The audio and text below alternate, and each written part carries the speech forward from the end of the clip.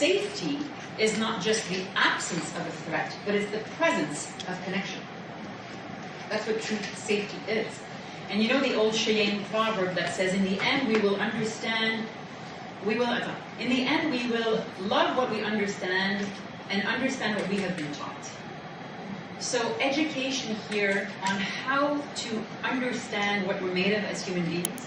When we live in a world, and you talk about the pyramid, I was just talking with Alex, who reminded me that, you know, the gap between young and old, and I mean aging is an insult, right, these days?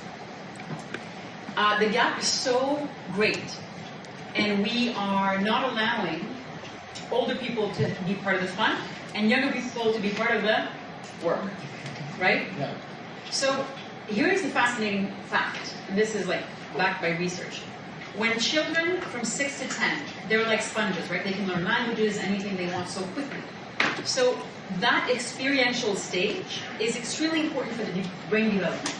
What's happening when we're in front of images, iPads, screens, less time in nature, less time connected, is that the brain at this period of low risk, low cost, who cares if you get on your bike and you fall off, right? Scorched knee, you'll survive.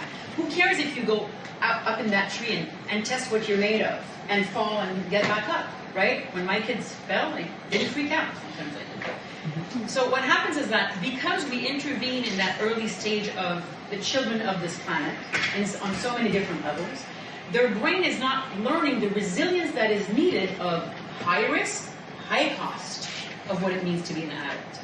So this is critical.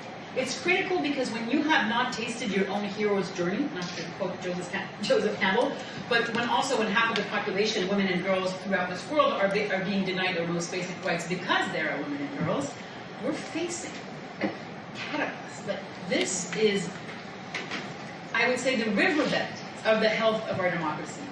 So when we talk about AI and when we talk about self-knowledge, what's happening from a neuroscientific perspective is that we're getting that dopamine high all the time, right? And I have 2 teenagers, so because we're constantly on those dopamine highs, Anna Lemke wrote a fascinating book called Dopamine Nation on this, teenagers find relaxing hormones boring. Not because it's their fault, it's because they've been wired this way.